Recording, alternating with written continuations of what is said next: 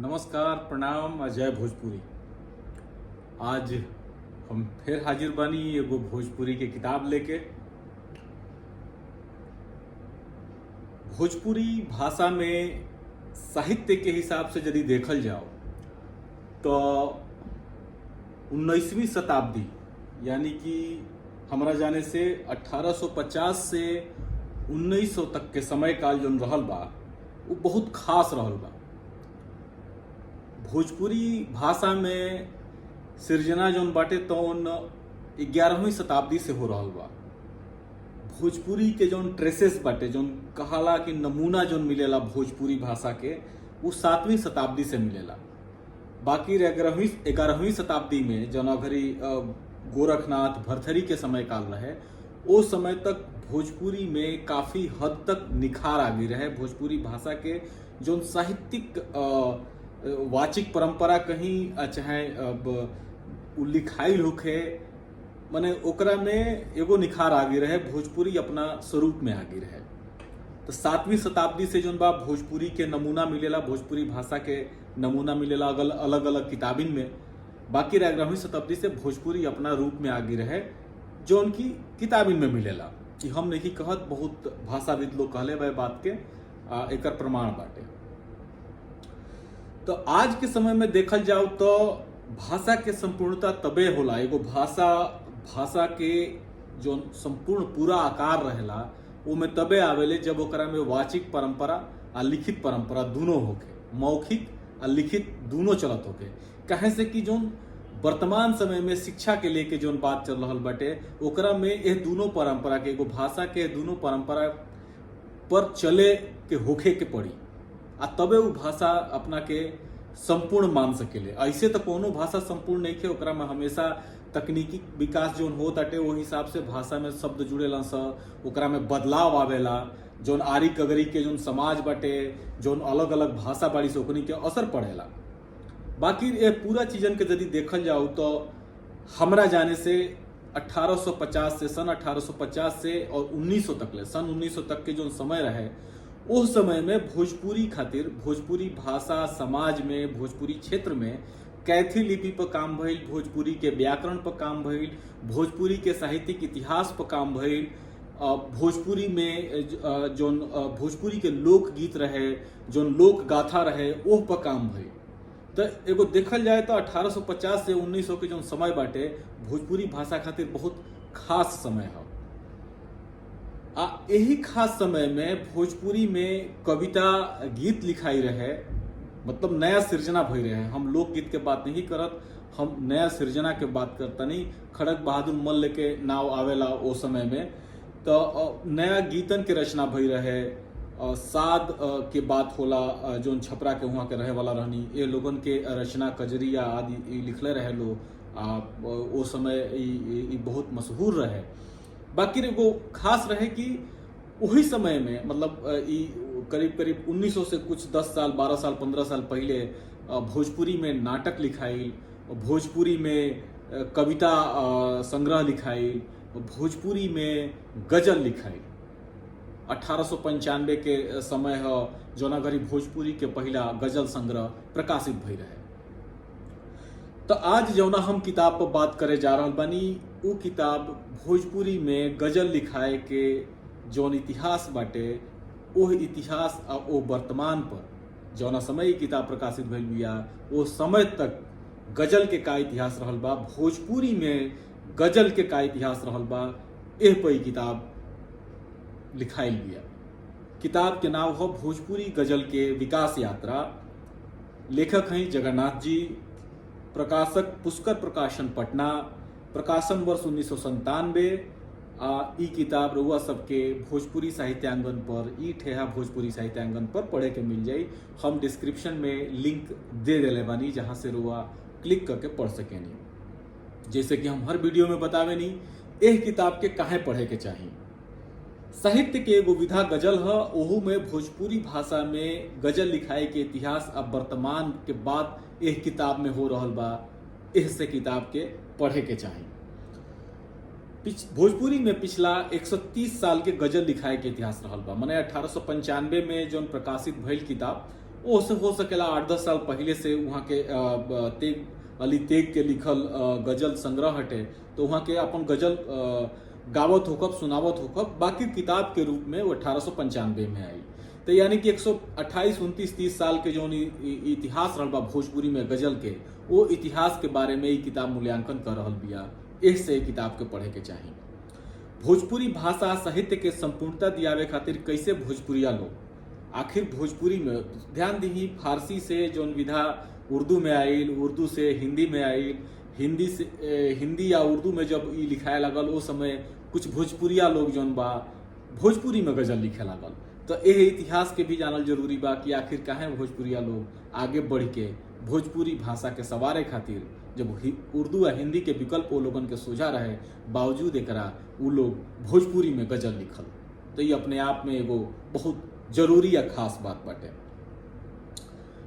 गजल का ह के लिखले रहे पहला गजल, कहाँ से गजल के शुरुआत होला, भारत में गजल कैसे आए, उर्दू में के लिखले रहे, के नामी गजलकार हटे, आदि इत्यादि चीजन के अगर सवाल रुआ सबके दिमाग में होखे तो ई किताब वो सवालन के जवाब दे सकेले।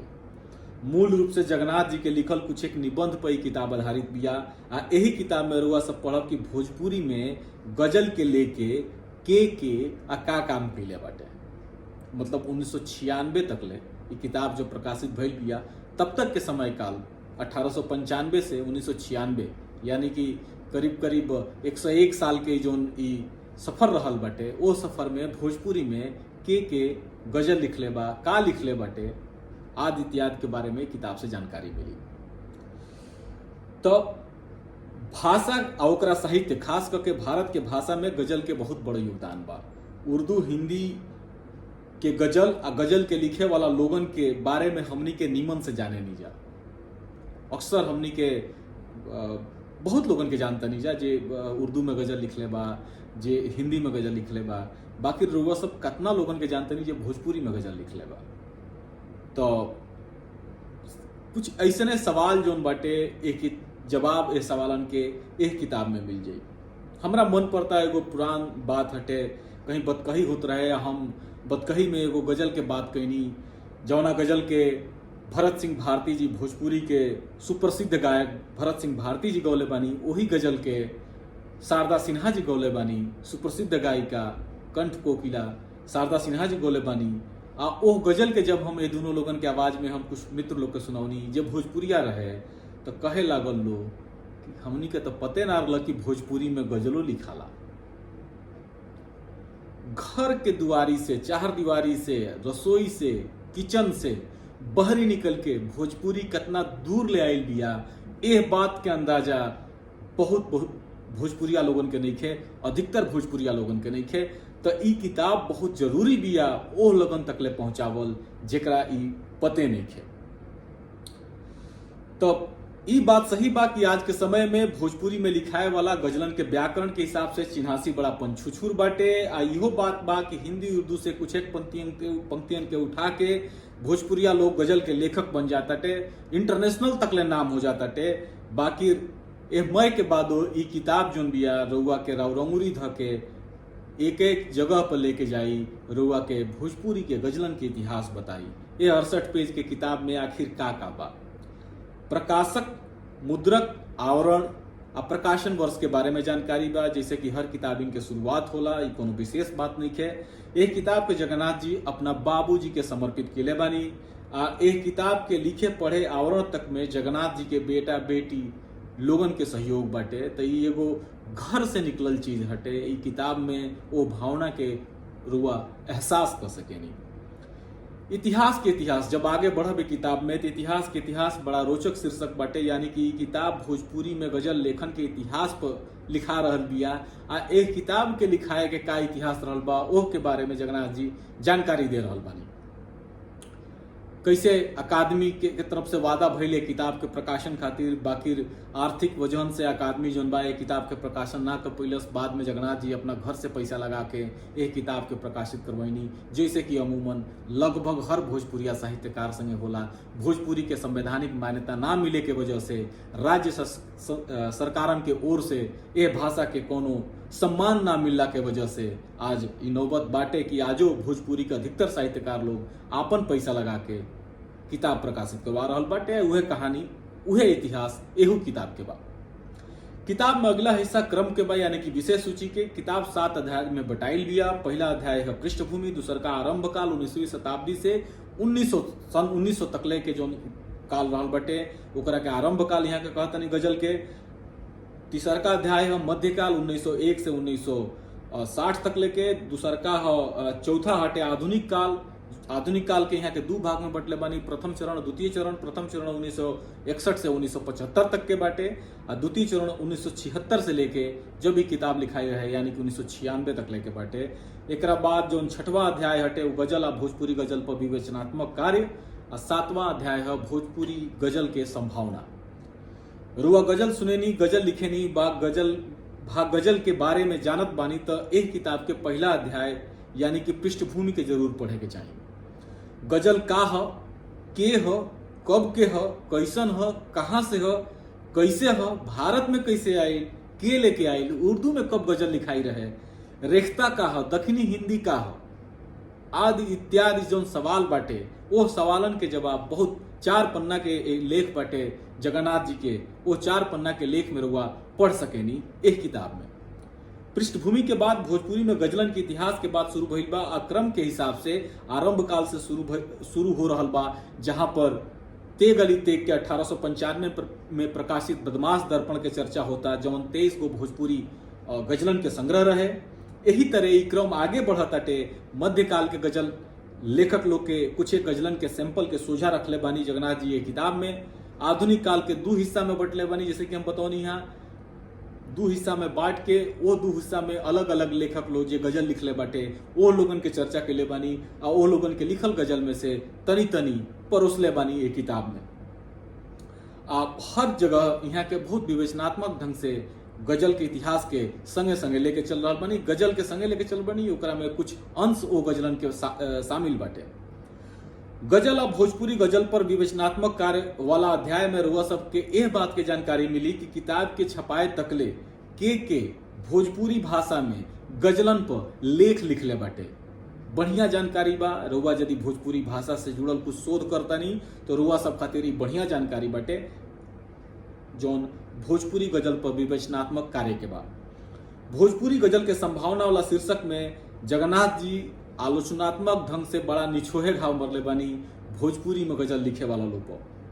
हिंदी गजल के राह पर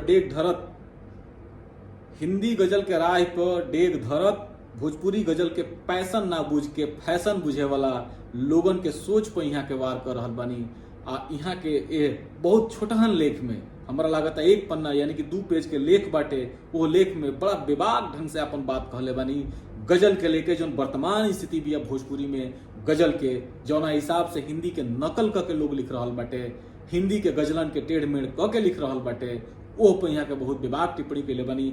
ए टिप्पणी से हमारा सौरभ पांडे भैया के ध्यान में आई जब वहाँ के गजल के लेके कुछ एक लोगन पर अपन बात रखले रहनी। नामानुक्रमणी में मैं साहित्यकार लोगन के पेज नंबर के संगे रेफरेंस बाटे जो किताब से जुड़ल बा। किताब के अंतिम पेज पर किताब के लेखक हमारे प्रिय साहित्यकार जगन्नाथ जी के हम गजल वहाँ के शेर अक्सर हम शेयर करते रहनी। हमार बहुत प्रिय साहित्यकार वहाँ के रहनी। वहाँ के जीवन परिचय जो बा बहुत संक्षेप में किताब के अंतिम पेज पर दिहल बा। ये किताब भले साइज में तनी छोट लागे बाकी बड़ा सरिहार के रच रच के लिखाइल बिया।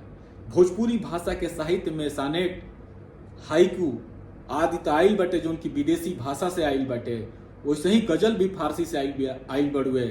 बाकी भोजपुरी में गजल के गजल जौना तरीका से रचल बसल बाटे वो देख के कबो ना लगेला कि भोजपुरी लोग से ये गजल के कबो बिखराव रहे या गजल से ही नया परिचय हटे भोजपुरी भाषा के। तो ये किताब के जब रुआ पढ़ब आ किताब में जौन जानकारी दिहल बा ओकरा के जानब तो बहुत चीज खुल कर रुआ सबके सोझा आ जाई। तो ये किताब के भोजपुरी साहित्यांगन पर पढ़ी आ पढ़ला के बाद अपना अनुभव के और गोट करब। गजल बड़ा अट्रैक्ट करेला लोगन के। ये सब कहतनी कि जबकि किताब के पढ़ब रुआ सब तो रुआ सबके जानकारी तनी और गोट आ पोढ़ हो जाई।